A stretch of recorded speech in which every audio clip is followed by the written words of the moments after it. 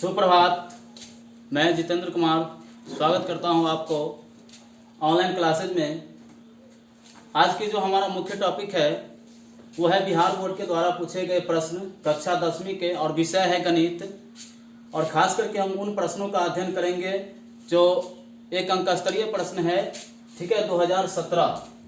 2017 का प्रथम पाली का फर्स्ट शिफ्ट का हम क्वेश्चन आंसर करेंगे और ऑब्जेक्टिव क्वेश्चन आंसर करेंगे, खास करके एक अंक स्तरीय प्रश्न। तो चलिए बिना किसी देरी की वीडियो शुरू करते हैं। अगर आप इससे पहले हमारे चैनल को सब्सक्राइब नहीं किए तो अवश्य ही चैनल सब्सक्राइब करें, लाइक करें, पसंद आए तो दोस्तों के साथ भी शेयर कीजिएगा।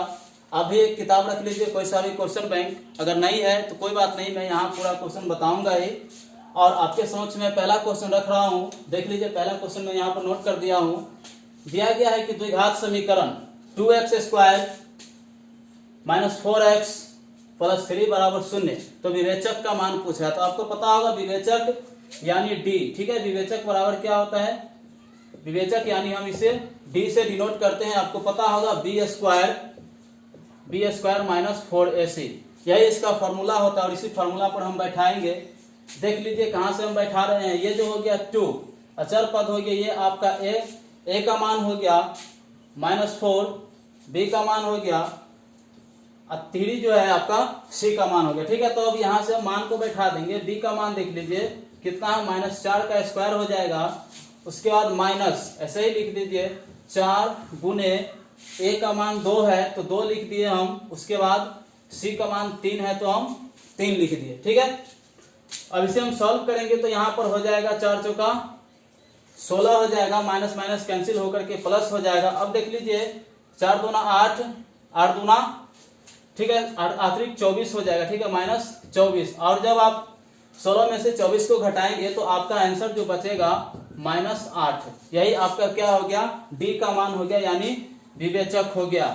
और ऑप्शन देखिए आपका पहला का ऑप्शन, तो ऑप्शन ग हो गया, ठीक है, यानी ऑप्शन सी। चलिए हम दूसरा क्वेश्चन की ओर चल रहे हैं। और दूसरा क्वेश्चन है निम्न में से कौन सा परिमेय संख्या है, ठीक है। परिमेय संख्या आपको पता होगा, हम ऐसी संख्या को कहते हैं जिसे हम p/q के रूप में लिख सकते हैं और q के बराबर नॉट 0 होता है, ठीक है। आप कॉपी और पेन अवश्य ही खोल लें, उसे आप नोट करते जाइएगा। चलिए देखिए मैं इसे कैसे सॉल्व करता हूं।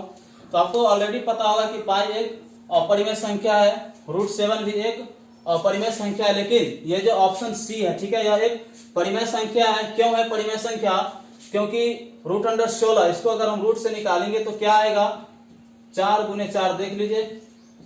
5 को करेंगे तो 5 गुने 5। तो आपको पता होगा √100 में जब कोई दो संख्या रहता है तो दो में से कोई एक को बाहर निकाल लेते हैं, तो हो जाएगा आपका 4/5। अतः यह p/q के रूप में है, इसीलिए यह संख्या क्या है, परिमेय संख्या है, ठीक है। आपको समझ में आ गया होगा, उम्मीद करता हूं। अब तीसरे नंबर क्वेश्चन की ओर हम चल रहे हैं। अब तीसरा नंबर क्वेश्चन ये है कि यदि किसी द्विघात बहुपद दिया हुआ है, तीसरा नंबर क्वेश्चन, यदि किसी द्विघात बहुपद x² - 2x + 5 = 0 है, ठीक है। तो आपको पूछ रहा है, इसका मूल दिया हुआ है अल्फा और बीटा दिया हुआ है, तो आपसे पूछ रहा है अल्फा प्लस बीटा का मान पूछ रहा है, ठीक है। अल्फा प्लस बीटा बराबर क्या होगा? तो आपने पढ़ा होगा अल्फा प्लस बीटा यानी शून्यकों का योग, और शून्यकों का योग होता है अल्फा प्लस बीटा बराबर -b/a। तो वही उसी फॉर्मूला पर हम बैठाएंगे, -b/a पर हम बैठा रहे हैं। तो देख लीजिए अब इसका b और a का मान हम कहां से लेंगे, इससे पहले मैंने आपको बताया है। ये हो गया आपका a का मान, कुछ नहीं अगर है तो 1 मानेंगे, -2 हो गया आपका b का मान, 5 जो हो गया आपका c का मान, लेकिन c की आवश्यकता नहीं है। चलिए तो हम लिख रहे हैं यहाँ पर माइनस, ऐसे ही लिख देते हैं। और b का मान आपका है -2 लिख दिए, और a का मान है 1। ये देखिए माइनस और माइनस क्या है, गुना में है तो प्लस हो जाएगा, 2/1, यानी क्या आपका आंसर आया 2, ठीक है। तो तीसरा का ऑप्शन देखे तो ऑप्शन हो गया आपका ख। उम्मीद करता हूं समझ में आया होगा। और चौथा नंबर क्वेश्चन आपके समक्ष में रख रहा हूं। चौथा नंबर क्वेश्चन है कि एपी का प्रथम पद a तथा सार्वंतर d। तो n के लिए फॉर्मूला क्या होगा बताया, तो आपको पता होगा कि n पदों का योग बराबर होता है, ठीक है, an बराबर होता है, यानी n पदों का योग बराबर a + n - 1 × डी होता है। ठीक है, यही आपका आंसर हो गया। ऑप्शन देखे तो ऑप्शन आपका ख ऑप्शन सही है। ये आपका चौथा नंबर क्वेश्चन था। पांचवा नंबर क्वेश्चन की ओर चल रहे हैं। पांचवा क्वेश्चन है दो त्रिभुजों की भुजाएं, दो त्रिभुज है उसकी भुजाओं का अनुपात दे दिया है। ठीक है, 4:9 है। दो त्रिभुजों के भुजाएं का अनुपात है 4:9 है। आप पूछ रहा है कि इनके क्षेत्रफलों का अनुपात क्या होगा, तो आपको पता होगा भुजा दे दे और क्षेत्रफल पूछे तो इसे हम क्या करेंगे, स्क्वायर कर देंगे। और जैसे क्षेत्रफल दे और भुजा पूछे तो इसको हम क्या करेंगे, रूट अंडर कर देंगे। तो इसका हम स्क्वायर करेंगे तो 4 का स्क्वायर हो गया आपका 16:9 का स्क्वायर हो जाएगा 81। ठीक है, उम्मीद करता हूं समझ में आया होगा। इसका ऑप्शन हो गया आपका ग, ऑप्शन सी आपका सही है। छठा नंबर क्वेश्चन की ओर हम चल रहे हैं और छठा नंबर क्वेश्चन दिया हुआ है किसी वृत्त के बाह्य बिंदु P से दो स्पर्श रेखाएं PA और PB खींचा गया है। देख लीजिए, हम एक वृत्त बना लेते हैं।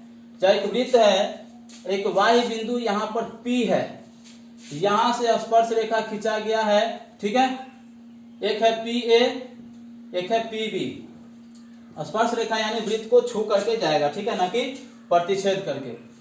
तो देख लीजिए PA और PB, एक का मान दे दिया है 8, तो दूसरा का मान पूछ रहा है क्या होगा। तो आपको पता होगा कि किसी बाह्य बिंदु से वृत्त पर खींची गई स्पर्श रेखा की लंबाई जो होती है क्या होती है, समान होती है। इसलिए इसको PA बराबर PB भी हम लिख सकते हैं, PA बराबर PB। अतः इसका जो आंसर हो जाएगा क्या हो जाएगा, PB बराबर 8 सेंटीमीटर हो जाएगा। ठीक है, उम्मीद करता हूं समझ में आया होगा।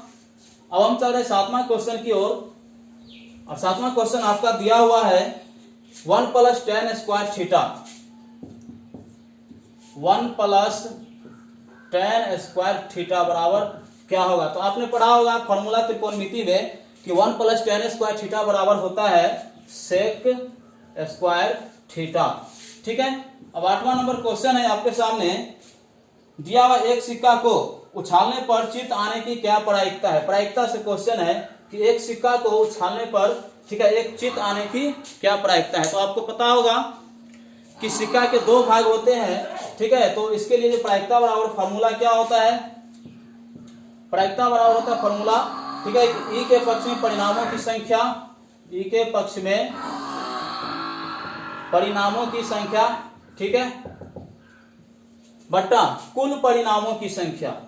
ठीक है, कुल परिणामों की संख्या। देख लीजिए, तो हम कैसे बैठाएंगे, ई के पक्ष में परिणामों की संख्या यानी चित्त पूछ रहा है कि चित्त आने की क्या प्रायिकता है। तो चित्त का एक ही भाग है तो ऊपर में 1 लिख लीजिए। और कुल कितना भाग है, तो एक चित्त है, एक पट है यानी एक हेड है और एक टेल है, तो नीचे में 2। ठीक है, तो यही कुल परिणामों की संख्या हम लिखे हैं। तो इसका जो आंसर हो जाएगा 1/2 हो जाएगा। कॉपी और पेन आप अवश्य खोल लें, ठीक है, नोट करते जाइएगा, अच्छा होगा आपके भविष्य के लिए। आपको पता होगा कि एग्जाम के दृष्टिकोण से क्वेश्चन बैंक बहुत ही महत्वपूर्ण रहता है। अब आ रहे हैं 9वां क्वेश्चन की ओर।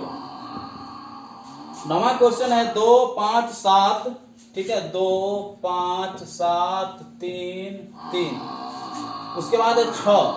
इसका बहुलक पूछ रहा है आपसे कि बहुलक क्या होगा।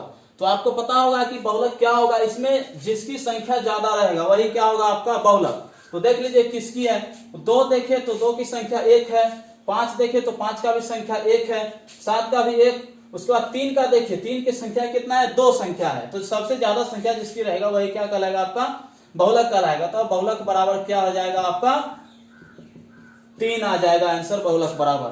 ठीक है, 10वां नंबर क्वेश्चन की ओर हम चल रहे हैं। बहुत ही स्लो वे में मैं आपको बता रहा हूं, लग रहा है कि फास्ट बता रहे तो आप वीडियो को स्लो कर सकते हैं। देख लीजिए 10वां क्वेश्चन है, बिंदु दिया हुआ है -1,3 तथा -5,7 के बीच की दूरी पूछ रहा है। दोनों के बीच की दूरी क्या होगा। तो आपको पता होगा दूरी सूत्र, दूरी सूत्र बराबर क्या होता है, √x1 - x2 का whole square plus y1 - y2 का होल स्क्वायर। ठीक है, अब यहाँ x1 और x2, y1 और y2 का मान कहां से बैठाएंगे। देख लीजिए, इधर हो गया एक, हो गया x1, ये हो गया y1, ये हो गया आपका x2, ये हो गया आपका y2। ठीक है, अब इसे जब सॉल्व करेंगे तो x1 का मान बैठा लीजिए यहाँ से, x1 का -1 है तो -1 और x2 का -5 है तो क्या हो जाएगा माइनस, और ये माइनस प्लस हो जाएगा, +5 का होल स्क्वायर प्लस y1 3 है, उसके बाद क्या y2 का मान 7 है, -7, ठीक है, होल स्क्वायर हो जाएगा। उसके बाद इसे जब आप सॉल्व करेंगे तो क्या हो जाएगा -1 + 5 मतलब 4 का होल स्क्वायर, यहां फिर प्लस क्या करेंगे 3 में से -7 को घटाएंगे तो -4 का फिर होल स्क्वायर। तो आपको पता होगा 4 का होल स्क्वायर कितना होगा 16, इसका भी क्या होगा प्लस 4 चौका 16 हो जाएगा, प्लस में ही होगा क्योंकि ठीक है माइनस है और गुना करेंगे -4 गुणे -4 तो प्लस होगा, इसीलिए यह +16 हो जाएगा, ठीक है। अब ये जो हो जाएगा देख लीजिए 16 16 32 हो जाएगा, रूट अंडर 32 हो जाएगा। जब आप इसे रूट से निकालेंगे आपको पता होगा रूट से हम कैसे निकालते हैं, इसे क्या करते हैं हम गुणनखंड करते हैं, ठीक है। तो 32 है, इसे हम करेंगे गुणनखंड, 2 से लगेगा 16 होगा, फिर 2 से लगाएंगे तो 8 होगा, फिर 2 से लगाएंगे तो क्या होगा 4, फिर 2 से लगाए तो 2, ठीक है, 2 दूना 4, 4 दूना 8, 8 दूना 16, 16 दूना 32। तो आपको पता होगा रूट अंडर में से 2 में से 1 को बाहर निकालते हैं तो 1 2, ठीक है, यानी 2 गुने 2 4 रूट 2, आपका यही क्या हो गया आंसर हो गया, ठीक है। 10वां का ऑप्शन देखे तो 10वां का ऑप्शन सही है। उम्मीद करता हूं बहुत अच्छा से समझ में आया होगा।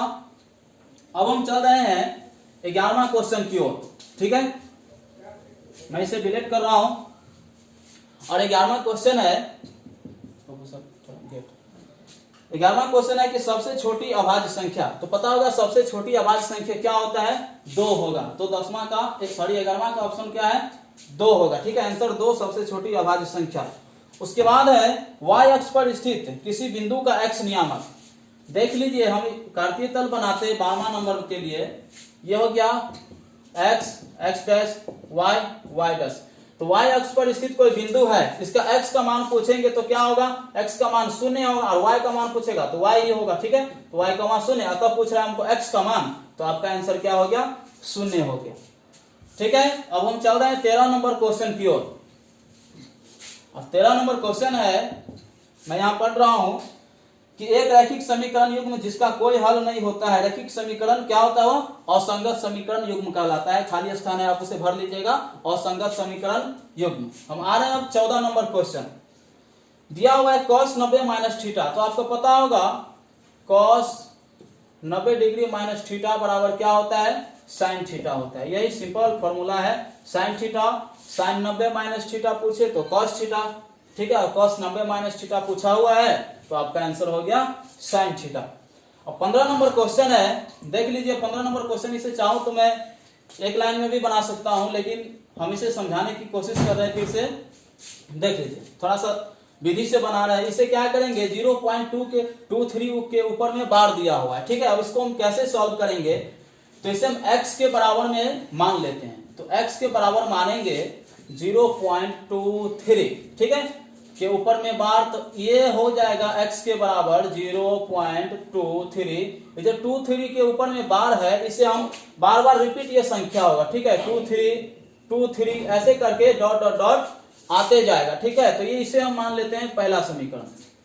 अब देख लीजिए क्या है, ये हमको दशमलव को 2 अंक आगे खसकाना है, ठीक है, तो क्या करेंगे हम इसे 100 से गुना करेंगे, तो इसमें हम 100 से गुना करेंगे, दोनों तरफ करना होगा गुना, ठीक है, नहीं तो फिर कैलकुलेशन गड़बड़ा जाएगा। तो देख लीजिए 100 से गुना करेंगे दोनों तरफ, तो ये हो गया 100x बराबर इधर हो जाएगा आपका 23 दशमलव खसक के यहाँ पर आ जाएगा, ठीक है, तो 23.23 ऐसे करके अपना आते जाएगा, ठीक है। इसे मान लीजिए आप दूसरा समीकरण।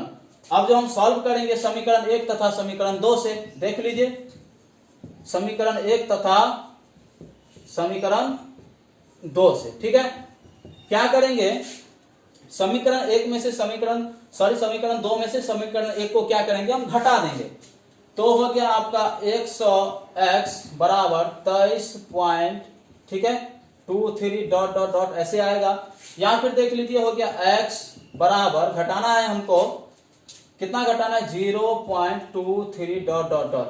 अब जो घटाएंगे, ठीक है, तो 100x में से x को घटाएंगे तो आपका बचेगा 99x, और इधर ये जितने भी दशमलव के बाद संख्या और ये 0 पॉइंट सभी क्या हो जाएगा, 0 हो जाएगा, और 23 में से 0 को घटाएंगे तो आपका 23 आ जाएगा। ठीक है, इस प्रकार से देखें तो 99x बराबर 23 आया। तो यहाँ देख लीजिए ये 99x गुना में है और x बराबर क्या हो जाएगा, आगे जाएगा तो 23 बट्टा बराबर के राइट साइड में फेंकेंगे तो इधर गुना में है, उधर गया तो आपका भाग में चला जाएगा। ठीक है, अतः आपका जो आंसर आ गया क्या हो गया, 23 बट्टा 99। आप चाहे तो इसका स्क्रीनशॉट ले लीजिए। ठीक है, मैं उम्मीद करता हूं आपको समझ में आया होगा। चलिए मैं इसे डिलीट कर देता हूं और अगले क्वेश्चन की ओर चल रहा हूं। अगला क्वेश्चन जो है आपके समक्ष ये है 16 नंबर, किसी वृत्त के छोरों पर खींची गई स्पर्श रेखा क्या होता है, समांतर होती है। ठीक है, आप इसे याद रखिएगा, समांतर इसका आंसर होगा। किसी वृत्त के छोरों पर खींची गई स्पर्श रेखा समांतर होती है। अब 17 नंबर क्वेश्चन है। 17 नंबर क्वेश्चन है कि किसी वृत्त का व्यास, किसी वृत्त का क्षेत्रफल दिया हुआ है। वृत्त का क्षेत्रफल, देखिए वृत्त का क्षेत्रफल दिया हुआ है आपका 49 पाई। वृत्त का क्षेत्रफल है 49 पाई, तो आपका व्यास का मान पूछ रहा है कि व्यास के बराबर क्या होगा, मतलब d बराबर क्या होगा। देख लीजिए वृत्त का क्षेत्रफल आपको पता होगा पाई r स्क्वायर, उसके बाद बराबर में 49 पाई को ऐसे ही लिख दीजिए।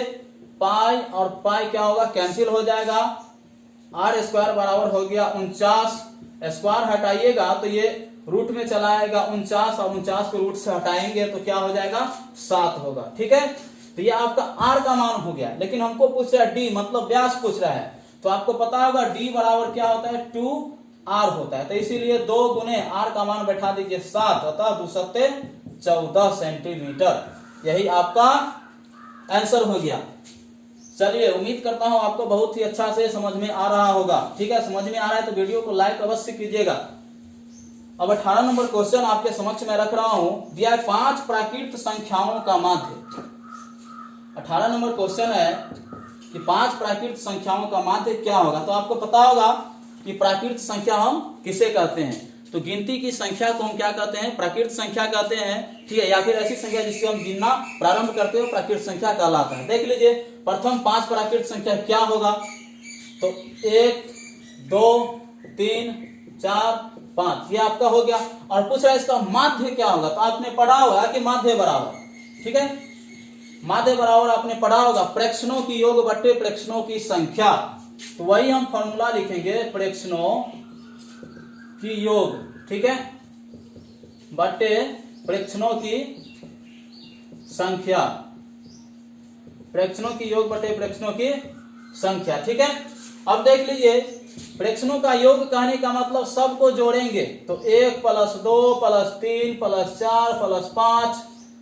अब इसे क्या करेंगे, इसकी संख्या कितना है, तो 1 2 3 4 5, नीचे में लिख दीजिए 5। अब इस सबको जोड़ना है, 1 2 3 3 6 4 10 5 15, 15 बट्टा 5, ये कटेगा 5 से, 5 तिया 15, अतः आपका जो माध्य आ गया क्या आ गया, 3 आपका आंसर हो गया माध्य बराबर। उम्मीद करता हूं समझ में आया होगा। अब हम चल रहे हैं 19 नंबर क्वेश्चन की ओर, और 19 नंबर क्वेश्चन आपके समक्ष यह है, दिया हुआ है क्वेश्चन की sin 65 डिग्री बराबर a। ठीक है, दिया है sin 65 डिग्री बराबर a।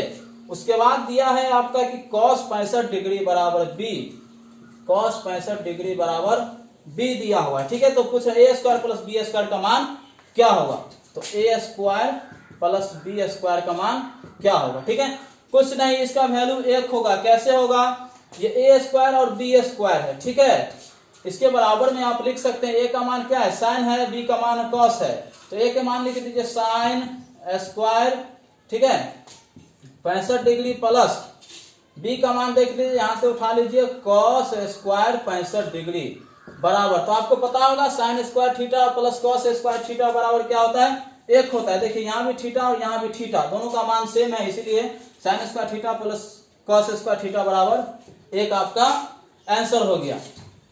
चलिए अब अंतिम क्वेश्चन की ओर चल रहे हैं, और 20वां नंबर क्वेश्चन देख लीजिए,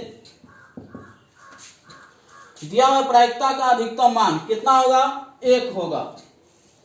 आपको पता होगा कि प्रायिकता का अधिकतम मान कितना होता है, 1 होता है, या फिर निश्चित प्रायिकता की मान पूछे तो 1 होता है, असंभव प्रायिकता का मान कितना होता है, 0 होता है। ठीक है, तो उम्मीद करता हूं आपको बहुत ही अच्छा से वीडियोस क्लासेस समझ में आया होगा।